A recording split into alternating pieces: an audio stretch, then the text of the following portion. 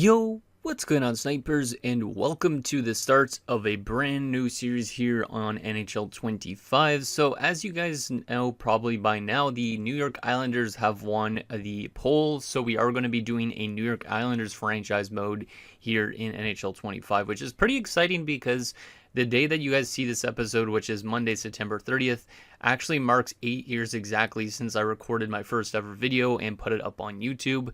However, the interesting thing about that is that I actually did an Islanders franchise mode for my first ever series back in NHL 17. So it has been 8 years exactly the day you're seeing this since I posted my first commentary, which was the Islanders. So that's kind of neat. Hey, what's up, guys? Cody here with Snipe and Score Productions. Today we're gonna do our first ever franchise mode / GM mode. I'm not actually gonna do like a franchise mode like with the new settings, so you could do like concession stands and stuff like that, because I've watched like other YouTubers like 2BC and stuff like that. That we're gonna be starting an Islanders series exactly 8 years later. So very excited to get into this. Obviously, this team is a lot different than they were when I last did a franchise mode with them, because back when I first did a franchise mode with them, they still had like John Tavares on the team and all that. So it has definitely been a long time coming. A lot of bad contracts on this team as well, with the amount of like no move clauses and modified trade clauses and stuff. So it's going to be a very tough task, I think, to get this team into being a good team to actually win games and win in the playoffs as well. So very excited to see what this team decides to do. Like, are we going to basically try and contend in our early few years of this franchise mode? Are we going to try and get rid of the players with bad contracts right away? Like, we definitely have a lot of options that we could do with this team. So anyways, without further ado, let's get this franchise mode set up, and then we'll take a look at our roster and all the clauses that we're going to have to be dealing with on a team. Obviously, since I basically, to replace him, I would have canned Lou Lamoriello. I think my first job as GM should be giving all their players back their beards, because Lou Lamoriello, I don't know why he decided to still have that type of rule. He's kind of an old school GM in that sense, that he was wanting players to have their beards shaven and all that stuff. Like, clean shaven players are the best players apparently.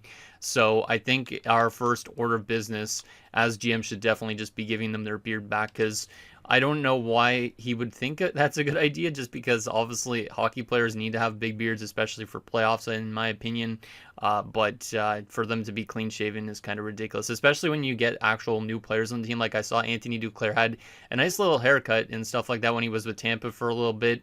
And then, of course, as soon as he got to the Islanders, he was just back to being like his normal self again. So definitely some weird rules there with the Islanders that we're obviously changing because we're now the general manager of the team. So as you can see, our top players are Ilya Sorokin, Matt Barzal, and Noah Dobson. Obviously, I think the best course of action for us with this team is probably building around Barzal and Dobson. Obviously, we could build around some other players too, but I think it would make sense for us eventually at some point to start moving out guys like Pierre Engvall, for example, who's on a no-trade clause, if I'm not mistaken.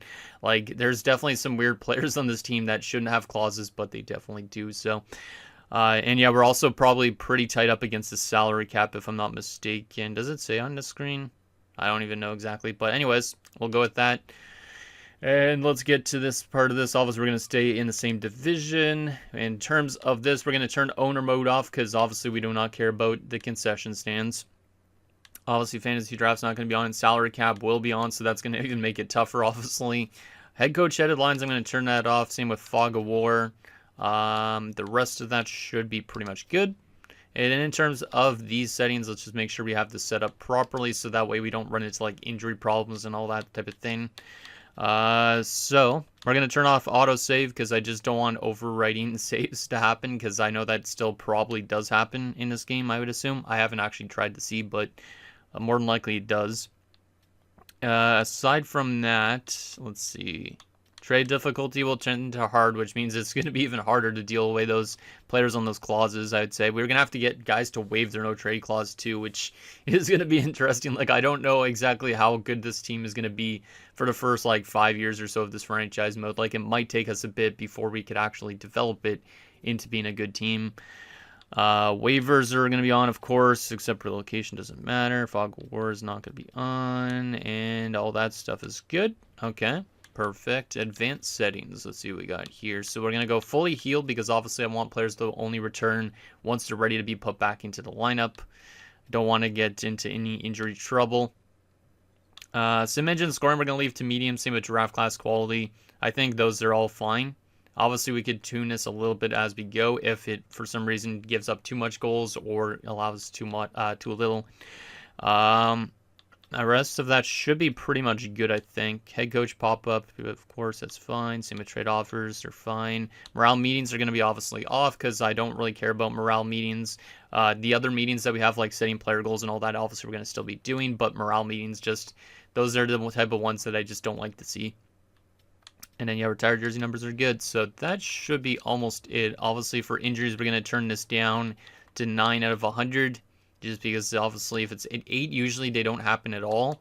And if it's at 10, I think it's going to be too much injuries. So I think 9 is where we're going to keep it. And obviously, if there's too much injuries still, maybe we turn it down. If it's not enough injuries, maybe we turn it up a little bit. Just because, obviously, we want injuries to happen in a realistic franchise mode. So that's what we're going to lean towards doing.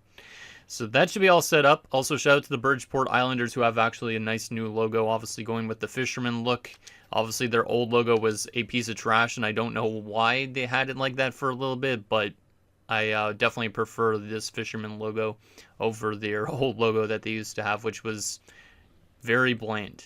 Very, very bland. Okay, so we're up here into franchise mode. So I think what we're going to do in this episode, like I said, we're going to take a look at everybody on our roster, all the clauses, so different players that we could think about moving out.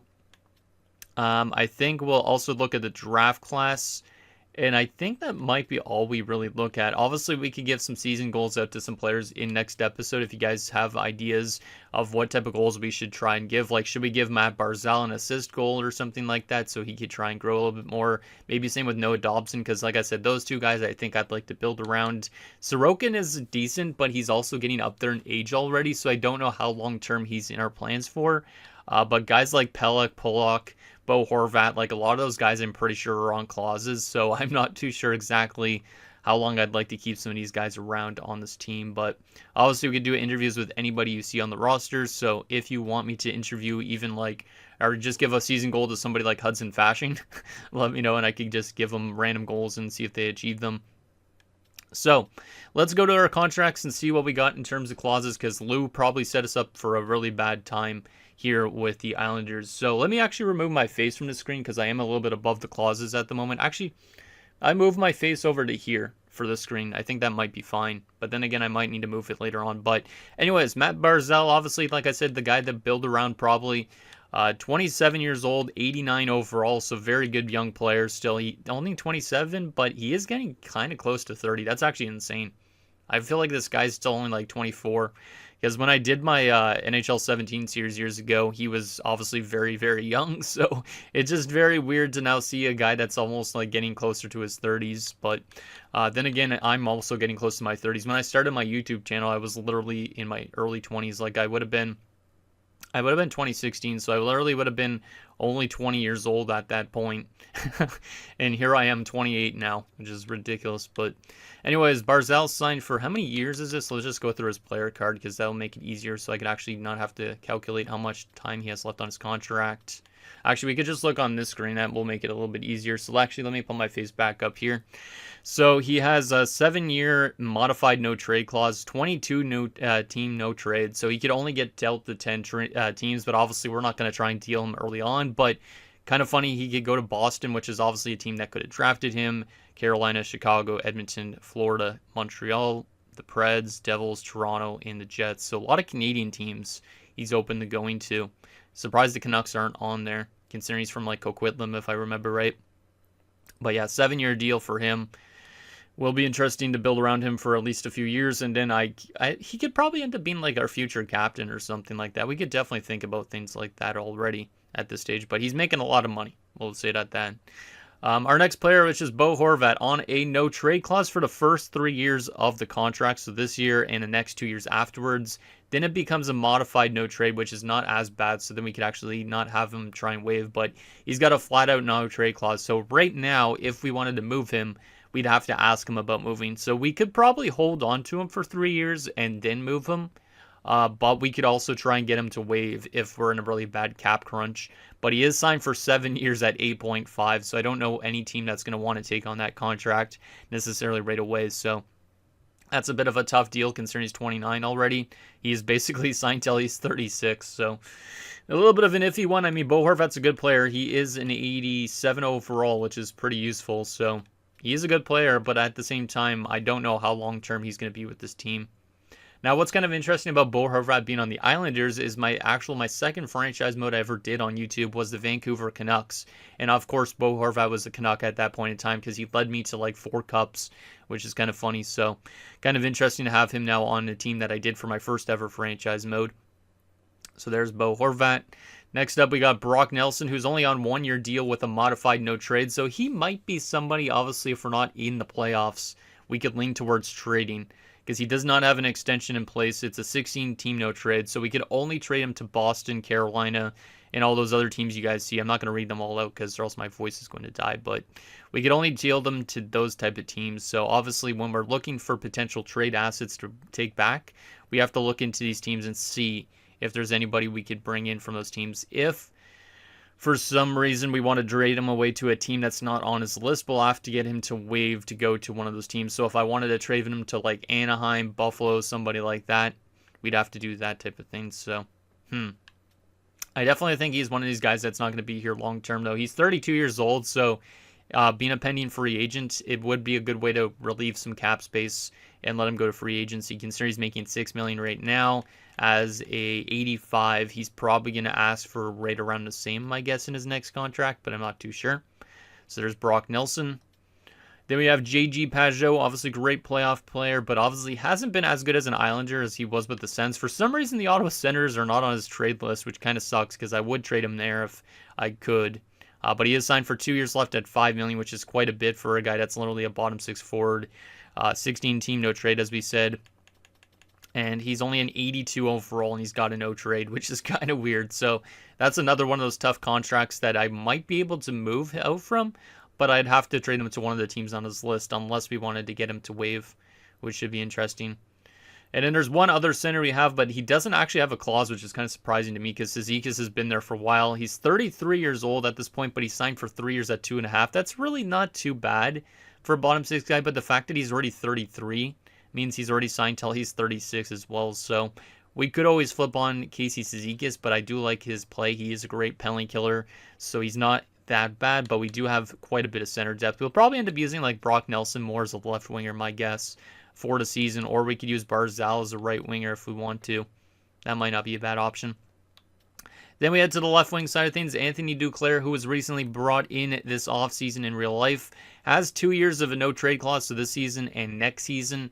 Then he gives us 16 teams that he cannot go to, so after next season, maybe it would be easier to deal him away. He's only 29, but he is signed for 4 years at 3.5. So I probably would hold on to him for the beginning at least, so that way we don't have to ask him about waiving his no trade because it's kind of a really big risk to ask a player if they want to waive that no trade clause because it might backfire a little bit. So I might honestly be okay with holding on to him for the first 2 years before we decide to think about flipping him away. And obviously, since he has an NTC, he doesn't have a tradable team list right now, but it will change that in 2026-27. Then we have Anders Lee, the captain of the Islanders. I don't really know how long Anders Lee's in my picture for. He's only signed for 2 more years at $7 million, which is kind of high for a 34-year-old. He has a 15-team no trade, which means he could go to 17 teams. So we could try and trade him away in the first year if we really want to. Obviously, since he's our captain, maybe we want to hold on to him for a little bit, but I just don't know about that cap hit. I don't know if any team would want to take $7 million for a 34-year-old guy, but he could be helpful in a guy's playoff run. But a lot of teams might be cap constraint too, so maybe we'd have to retain on him, which is not the best thing. So I'm not too sure exactly what we'll do with Anders Lee. Now, Pierre Engvall is probably one of the worst contracts on this team. You can see 81 at 28 years old. He has a modified no-trade clause, and he signed for 6 years at $3 million. Like, $3 million's not a bad contract, don't get me wrong, but the term is.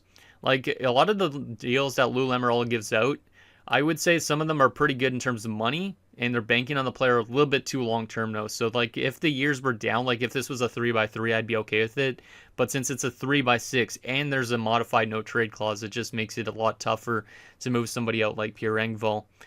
So he has 16 teams he could get dealt to. We could send him back to the Maple Leafs if we really wanted to, but I don't know if Leaf fans would want Pierre Engvall back on their team. The good thing with Engvall is he could play both sides, so at least he's a little bit more versatile.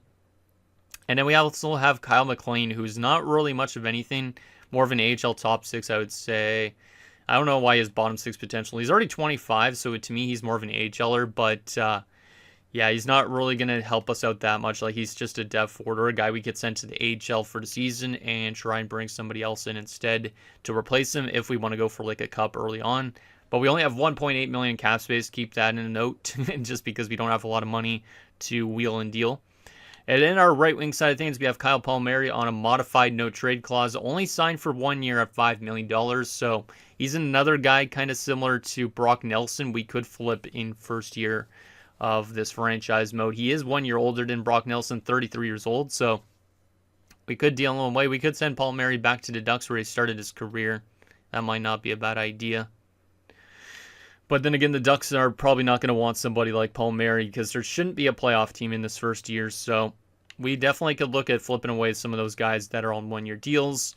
Simon Holmstrom's an interesting one. He's only a young RFA player. I do like Holmstrom a lot from his shorthanded goals because if we actually go to his career stats here, if I'm not mistaken, yeah, 5 shorthanded goals last season in 24 and also 7 shorthanded points. Like, he's a good shorthanded forward in that sense. And he's also relatively young, so I wouldn't mind holding on to Simon Holmstrom if we can. But obviously, since he's a pending RFA, we're going to need maybe some more cap space because he's going to want probably a legit contract with his next offer. And then we have Hudson Fasching, who's not really much of anything, kind of just a fourth line / depth guy.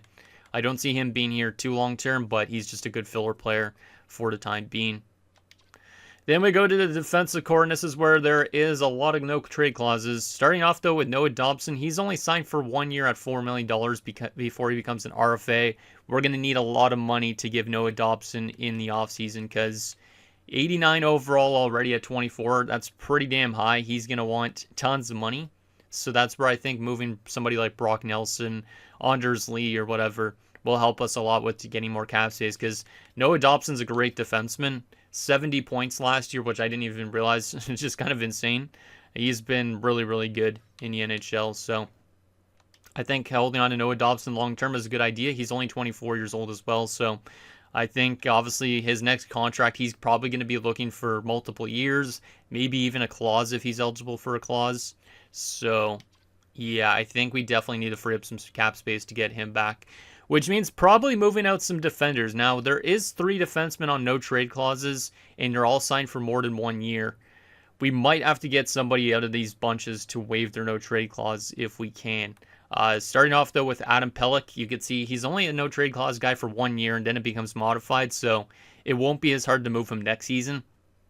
But still, he's signed for 5 years at 5.75, which is a lot of money and a lot of term. He is an 88 overall, which in my opinion is a bit too high. He was good a few years ago, but he hasn't been the same defenseman since. So not too sure exactly how long-term we keep Adam Pelech. He is a good defender, like I said, but not sure if it's worth it.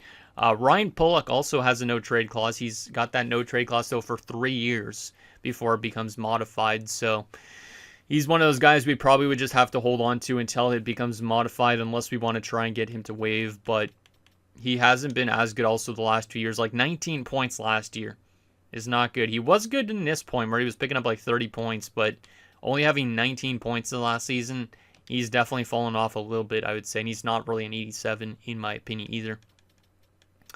Then we head on over to Alex Romanov, who doesn't have anything. I wouldn't mind holding on to Romanov, to be honest, for a little bit. He's got top 4 potential, only 24. He's good young defenseman. But obviously, since he is a pending RFA as well, he's also going to want a lot of money, kind of similar to Noah Dobson. So that's where I'm thinking we need to free up cap space as much as possible if we don't go on a playoff run this year.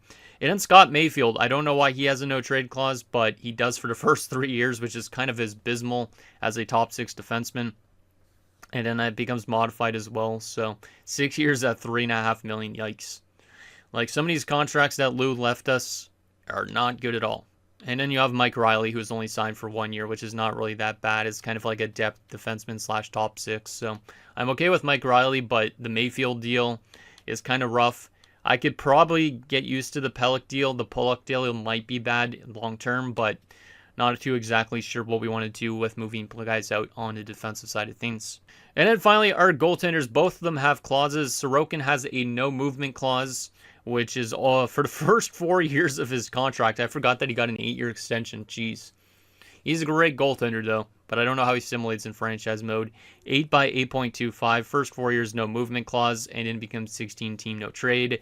We honestly might have to hold on to Sorokin for at least half of those years, which is not a bad thing, but at the same time, maybe we want to be starting a rebuild in between that period, and we wouldn't be able to maybe move him away. Like, we're going to have to try and get him to waive his no movement clause if we want to flip him. But at the same time, maybe we try and be competitive for the first 4 years of his contract just because we have a great goaltender. And then afterwards, if our team's still not doing good enough, then we maybe think about moving him away to a different team on his list. And then there's Varlamov, who signed for 2 years as a 36-year goaltender, has a 1-year no trade clause, and then it becomes modified. So kind of weird that he's 36 years old and has a 3-year deal, but that's what Lou tends to do, is give contracts to old guys and for long term. So you can see all the clauses that we have to deal with. We have to basically, let me remove my face, deal with 5 no trade clauses. We have to deal with 6 modified no trade clauses. Absolutely insane. Obviously, some of those changed to no movement clauses or modified no trade clauses down the road, but still some crazy contracts to deal with. In the AHL, do we have any good prospects? I'm curious on that. So we have Liam Foudy, who's not really much of anything, but he could be serviceable. He's better, I would say, than Kyle McLean, maybe. So maybe we call him up and send Kyle McLean down. Aside from that, bottom 6 potential for Gill. Karlstrom's not much of anything either. Is Tice Thompson. Yikes. Nurmi's okay. Jesse Nurmi. Never heard of him. Medium top 9. He's not bad. William Dufour is also a guy that could crack our lineup here down the road or this upcoming season. He's actually listed as a 4th liner too, so maybe we give Dufour some chances. Aside from that, I mean, Julian Gauthier could come back up to the NHL as well. We could call up Gauthier for sure. I think that might be a good idea, and then we could send down McLean. Aside from that, though, not a lot of potential in the system. There's Oliver Wahlstrom. I almost completely forgot about Wahlstrom. He's making $1 million, and he's currently in the minors. We probably should have him in the NHL, but he's listed as a minor scoring forward. So we might have to wait a year before Wahlstrom comes back up again. But it's unfortunate that Wahlstrom really hasn't panned out. From a defensive standpoint, Goodbog. Never heard of this guy in my life either, but he's got a good last name. Okay. Sam Bolduc's not bad. Samuel Bolduc could be a guy that comes up at some point instead of Mike Riley if we really want to. Or as early as next season. He does have top 4 potential. Chalowski, once upon a time, had good potential. Not so much anymore. Is this Isaiah George's name? Yeah, I thought so. I don't know why I remember that guy's name, but I did. But yeah, you can see we do not have a lot of solid prospects. Like, some of them have potential, but I don't see a super stud prospect that we have. Shout out to Marcus Hogberg, though, former Sens goalie. He's in our system. Tristan Lennox is a okay goalie prospect. Skarek is still down there, too, but only backup potential. And then you also have Tikkanen. Yeah, I don't really like our unsigned prospects really that much, or our prospects that much. Goodbog's the only one that's not signed currently. We definitely need a lot more prospects in the system for sure if we want to build this team into a contender long term. So there is the contract scenario. Final thing I wanted to do was go to the draft class, and also let's make sure our lines are set up for the season already. I guess you guys can give me some suggestions too if you think the lineup should be better. But let's get this set up the way we want it for now, or if it doesn't need any adjustments. I don't know about Engvall being a 4th liner, because I feel like he might complain about ice time, unless he's on the PK, which he might be. What I could do here is put Horvat down the middle, Barzal on the right side, Nelson on the second line, Duclair on the left wing on the top line, Pajot is the 3rd liner, Cizikas is a 4th line guy, so we could get him down there, and we could get Anders Lee into the top 6, Engvall on the 3rd line. I would probably lean more towards something like that for the forward group. And then from the defensive standpoint, Noah Dobson should easily be on the top pairing. We're going to probably spread up Pelech, though, with him. So Pelech and Pollock, Romanov and Dobson. kind of prioritized younger guys. And then Riley and Mayfield at the moment. Who is scratched? Anybody scratched on this team? I don't even know. Is there anybody that is scratched on the roster? No scratch forwards. So we could call up 3 people to start next episode. So I want you guys' feedback on this. Should we be calling up Foodie, Wallstrom, Gauthier, one of these 3 guys, or 2 of these 3 guys? And then we should probably have a depth defenseman, which I'd lean towards Sam Bolduc, and then we could take Riley out. That's probably what I would lean towards doing for next episode. So that's probably pretty good for our lineup. And then in terms of the draft class, what are we looking like for draft prospects this year? We obviously don't know their potential yet, but Anton Frandel is the top prospect. He's a real prospect. Obviously, Sergei Glebov is next up there for defenseman. There's some defenders in the early stages of this draft, which is kind of interesting. So Glebov, Knighty, generated guys, and then you have some other real people. So, all right. Obviously, I have no idea where this team's going to finish the season, though, so we could end up getting stuck with a good pick or a really bad pick. Now, the question I have also, actually, what picks do we have this year? Like, do we have all of our picks in this first year's draft? Because I honestly don't even know if Lou has decided to trade away any of these picks or not. Let's see. Let's see what we got here. So, draft picks. We do have our first round pick. We actually have all of our picks this year. Okay, that's good. Next year, we do not have our second rounder. And aside from that, though, it looks like we have all of our picks in every other year's draft. So we're only just missing a second rounder. That's not bad. So we do have draft capital, and we do have players we could flip away to get more draft capital and cap space, which is good. So anyways, guys, that's going to do it for this episode of our New York Islanders franchise mode here in NHL 25. So in next episode, we'll start up the 2024-25 season simulation. We'll probably simulate a little bit, not too much, because obviously I don't want to get ahead of myself, but maybe we'll simulate like 20, 30 games, kind of see where the team's at, so that way we can make a better judgment of we need to move away from players this season, or if we want to try and make ourselves into the playoffs again with the roster we have, just until like guys have their no movement clauses changed to modify no trade, because that might be the best course of action, but we also will need to free up cap space this offseason for Noah Dobson. So anything down below, and I'll see you guys next time.